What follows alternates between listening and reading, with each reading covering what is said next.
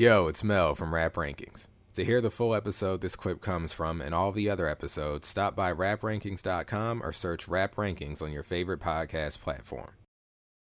Track 2, Don't Fuck With Us, produced by Eli, spelled E-L-I-G-H. If it's the Eli I'm thinking of, he's part of Living Legends, Murs crew from LA.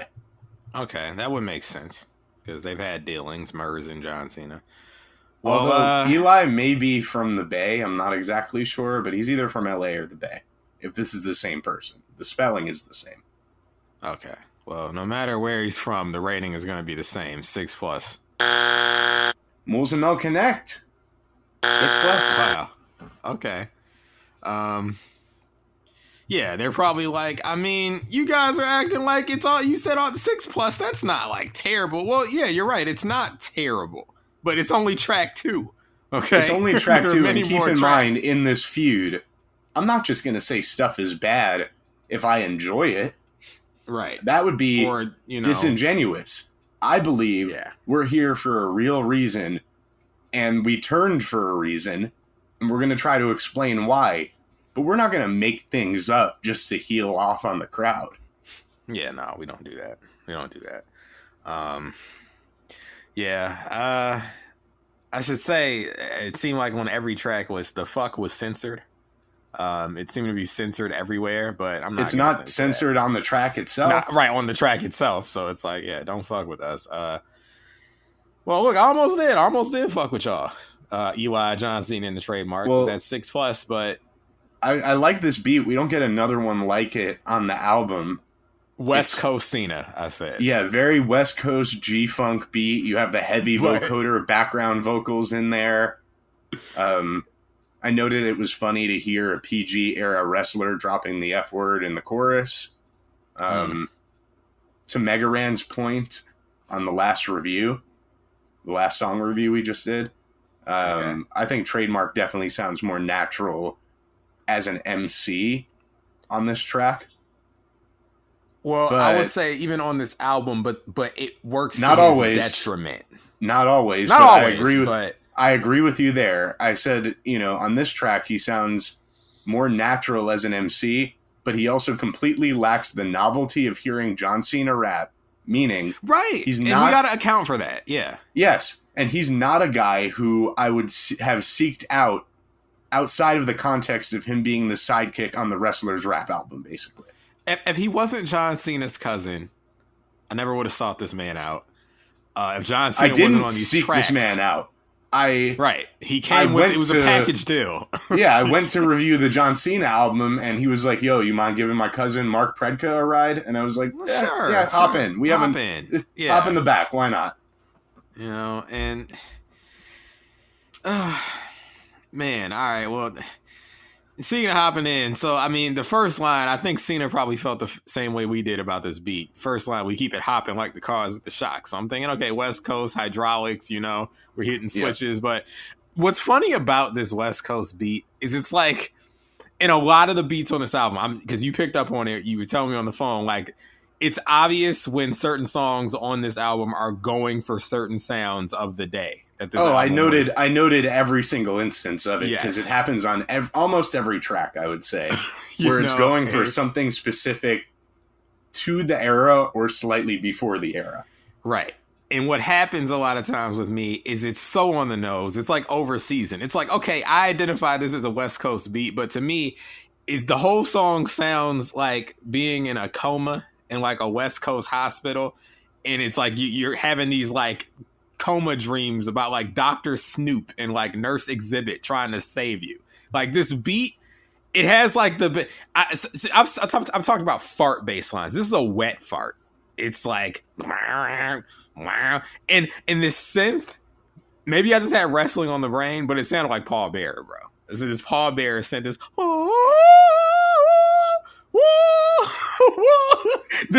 this the 6+ is because this beat is comedic to me. I enjoyed the beat, even though it was definitely like almost a parody. All the beats are parodies of other beats to me. Yes. Even if they have an actual producer who I recognize credited, they don't sound like beats those producers would have made for anyone else. Mm-hmm. Yeah, and I'm just thinking about this song in particular. What dragged this one down for me, he did have more personality than the Trademarc, but some of these Cena lines, and this is a problem throughout the album, loaded up with extra bread like a Big Mac, we into big things, bank account overgrown, a whole lot of cheese, Swiss cheddar provolone, and just unimpressive raps. Just come on, man. This is not up to our standards.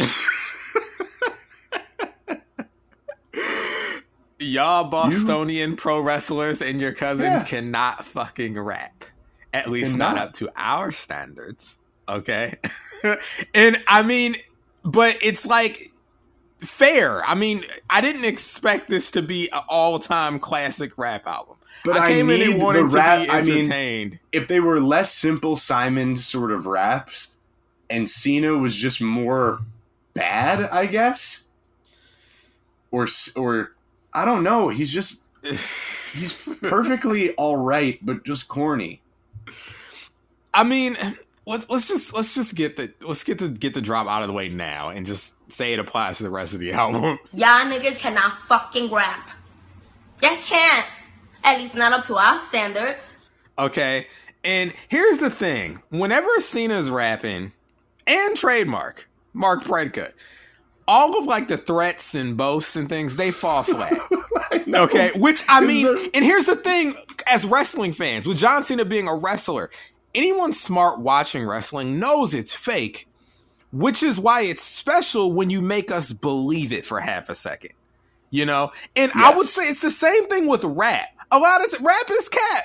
Rappers be lying. It's fake. It's like wrestling. But when that conviction allows you to suspend disbelief for a little bit, that's where the magic happens, you know? And not once on this album am I falling for any of this talk. You know, it's like you're right. He's not doing enough to sell this talk. But and I'll talk about the selling later. It's like he's not doing enough lyrically. For what it's worth, I'll get into it later. John Cena, I think, in comparison to Trademarc, has something going for him in his delivery. And I think maybe being a wrestler helped him. He has a good idea of presence. And I'll get into that later. Do you know who he reminds me of in a weird way? Who's that? Like, I get the sense that he's trying to channel Jadakiss and Chuck D simultaneously when he raps. I could be wrong. Maybe those weren't his influences. But that's a mix. You know, the way that Chuck D would project his voice, I get a lot of that from Cena. And then the way the punchlines are much, much worse. But the way he grits his teeth through these punchlines like they're the illest shit ever really feels like mixtape Jada. But just not, it's just the lines, Jada's punchlines are actually clever. John Cena's has a punchline on the song, like he's like, I'm gonna lay you down like you going to bed. Like, what? Yeah, I know, right? And it's just like, man, that's it? Like, that works if you're in a ring before a match. What were we expecting, Mel? Because we were just talking about Time Is Now. I got it on lock like I'm part of the jail. All right. And that was, I'll talk about this later. It's like, well, I'll just go ahead and tell you, because by the time I got to track 3, I wrote down on first listen, I said, please don't let this album ruin his theme for me. Luckily, it didn't. But I had that fear. I like the theme a lot, actually. I'll always like it. But early on, I had the fear, hearing the other raps, it's like, this might change how I think about the theme. Like, it will become a rap song to me again. And if that happens, that's bad news. It's clear. This is clear to me, though. I realized with this album, if you're not a wrestling fan and you're listening to me speak right now, take 1 point off of each song. The fact that this is John Cena, any song I give a 7 is really a 6. Any song I give an 8 is really a 7, etc. Because you have the added enjoyment of it being John Cena rapping. Yes, but my problem is, and you'll see by the end of the review, that novelty does not hold weight throughout a whole album for me of hearing this man rap. It may help his scores, but it's not helping the takeaways. Right. So it's just the similes fall flat, the punchlines fall flat, and I mean, I caught a little bit of personality. That Bostonian accent jumped out when he was like, "We real champs, y'all just featherweight," but he said featherweight. I caught that. Like, oh, featherweight. All right, I did note here that Trademarc's closing line is hilariously bad, so I have to go back now and see what that is. Oh, yeah. What was it? It's cars, bars, bonds, and stocks. You ain't see my flow. Y'all are small-time suckers like a knee-high hoe. Oh, yeah. Like... This is the thing about the Trademarc, okay? It starts really in track 1, but the lies from this man across this album, okay? His first part of his verse on this song, it's Trademarc the truth, laid back aloof. I'm God, as if you needed some proof. I'm like, and then I really got fixated on that line when I was on the plane, like, because I heard this on the plane earlier this week, and I'm like, I was in the air, like, thinking, what if Trademarc was God? Like, and I was just fixed. I'm like, oh my God, like, I wouldn't want to stop living. Like Trademarc was God running everything, but it's like the audacity to say things like that. Lines like "you cold fucked like Eskimo hoes at 7 below." I'm just like, okay, my hands see more fucking dirt than bathroom sinks. It's like, okay, I mean that's like slightly more imaginative than the stuff we've been getting, but it just oh my God. I mean, I think it's total maybe 2-3 punchlines that like actually hit on the whole album. On the first like 3 or 4 tracks, maybe, he just sounds more like a guy that would pop up on a random rap album in the mid 2000s, not make an impression, and then we moved on. Cena he sounds like a struggling Boston rapper. Yes, Cena definitely has more presence and charisma on the mic, but at times sounds more awkward. Like, I can tell that this is not what his primary passion is. It's not his natural primary profession. Exactly. Yeah. Only other thing I have to say to set up the rest of the album, like the line, "we bring more drama than the Laker roster." There's a lot of like, at least for the timely punchlines. Like, he's very much pilfering the culture of the time. We'll hear it throughout the album, but yeah, the lines don't be hitting on this album. And like a rap album from a wrestler, you would hope they'd be hitting, but they're not. Right, because I mean, as far as John Cena goes, he's one of the great promo guys of the modern era. He's one of the guys you send out there without a script, and he captivates the audience. He can get that job done, right? Exactly. Now, I mean, this was 2005. He was still pretty early in his career, but he'd already proven at this point, like, he could win over a crowd with raps and like mic skill, Are you saying that maybe now, just with him being a fully formed entity, yes, I think he would make a better rap album now. Westside Gunn should executive produce the next John Cena album? Oh yeah, sure, why not? I do believe he would make a better rap album now than he did in 2005. Yes, I wholeheartedly believe that. He would, at the very least, get an extra takeaway than what he got on this album for me. We're gonna have to find the Trademarc to get him to come back, and we'll have more on that later. I mean, I don't know. The Trademarc is MIA. I was wondering where he like what's the deal with him? Is he still around? I mean, he's his cousin. Oh, do you want to get into this right now? So, did you find out? I went looking for him, kind of. I think so. It's hard to tell, but I went looking for him because whenever we do a review, I follow the person who we're about to review. Mm-hmm. And I obviously, followed John Cena. He was easy to find. But to find the Trademarc,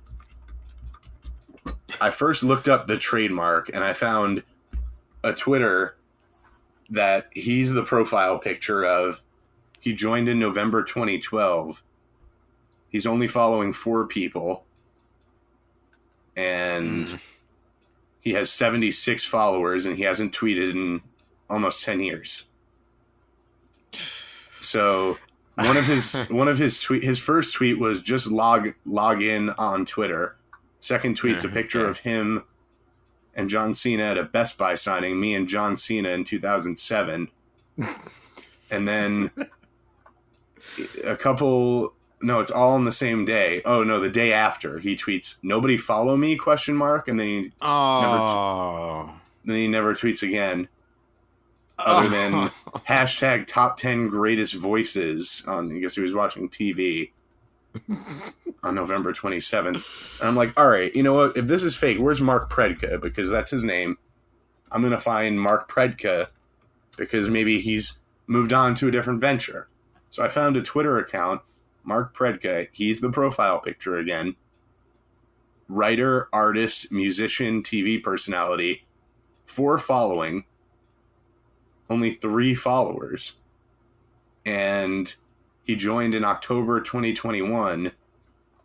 And he just tweeted out that the producers of the hit show Pawn Stars, along with major film star and executive producer John Cena, are looking for the most competitive sports superfans. Okay. Look, I'm looking at his Wikipedia, and he's 47. Okay. And this is what I know about rap. It's a young man's game. And according to his discography... Hey, not always. Sometimes, artists catch their second win. They have a whole nother career renaissance in the... Right, but you need a first win to catch a second win. Yeah, I'd argue you definitely need that first win to catch the second one for sure.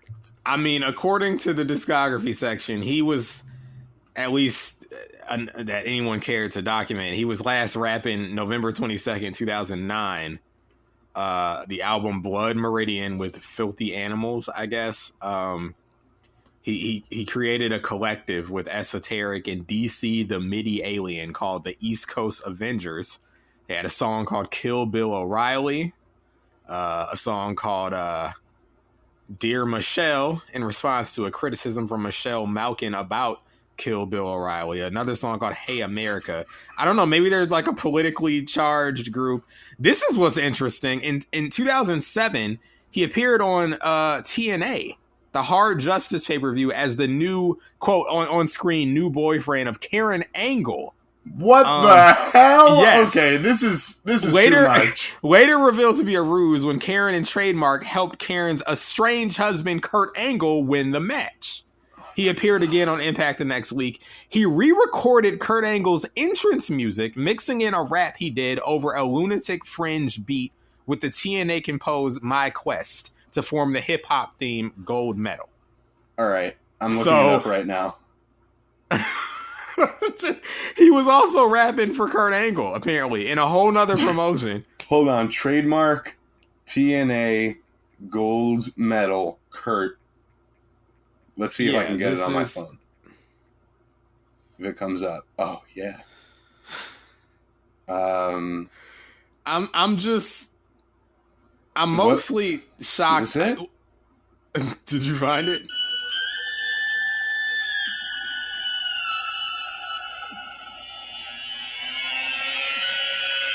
All I know is I see Lunatic Fringe beat, and so I'm like, did Dean Ambrose produce this?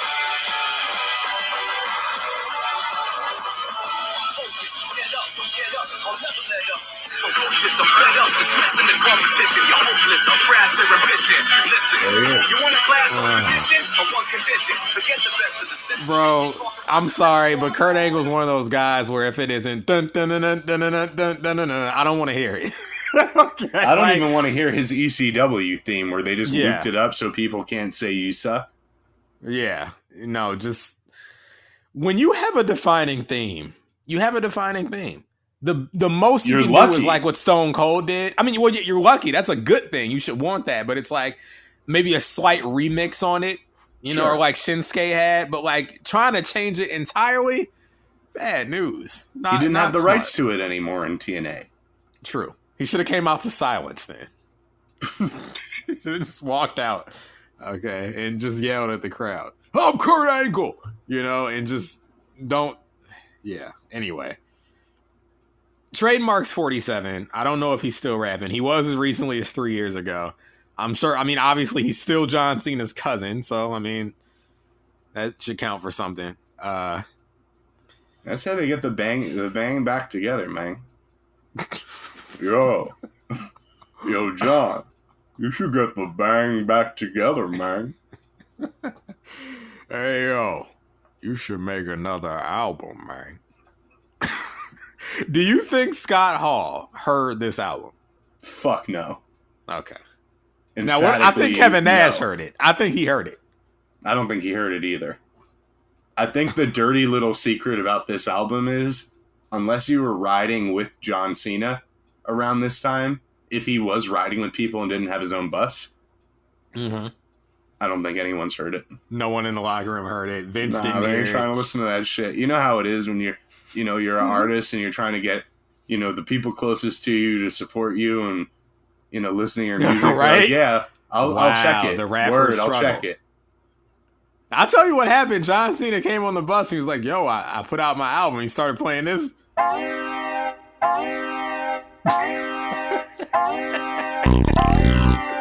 That heard that wet fart bass? That Paul Bearer like the cars with the shocks. We spitting heat on your block. We new to the game, but running the spot. No, they gotta hear the Paul Bearer sing. They need to hear your neck break. This Rook will take a queen and put your king in checkmate. Open your mind without making you meditate. We real champs, y'all just featherweight. Time to get it straight. I push your wig back. Crew loaded up with extra bread like a Big Mac. Beefing with us, we're leaving your face down. Stomping bitch rappers like I'm straight out of A-Town. Running the... There it is. Come on, man. But I was amused, so 6+, 6+, I agree. But, amusement can't last for 17 tracks. It can't. Y'all, bitch, cruise. Don't want to fuck with us. It's like, all right, man, whatever you say, but that's all I got for that, man. Yep, me too. Yeah, so, sorry. One last thing. It's like I said, lies. They were so audacious. Trademarc, I refined my game by fucking famous bitches. I wrote, sure you do, Mark. Okay, so that's it. That's all. Famous Dave's barbecue. Bitches that work at Famous Dave's barbecue. Okay, I mean, they not to call them bitches, but there have been some attractive bitches there. So I mean, that's not so bad. But rap worthy? Would I rap about it? No. So anyway, no, you'd only rap about a girl that you never even dated from like when you were 7 years old. There you go. That's Mel's 14 rapping years. About second grade crushes. Yeah. Jesus, man. All right. Are we really only on track 2? We are. We can move it along. We're moving along. Okay. This is what we do. This is technically track 1 because track 1 had a guest, but we always spend, a lot of time on track 1, getting a feel for the album. So yeah, we like to lay down whatever it is that we do. Right. We're setting up the feud right now, so here we go. Yo, it's Mel from Rap Rankings. To hear the full episode this clip comes from and all the other episodes, stop by raprankings.com or search Rap Rankings on your favorite podcast platform.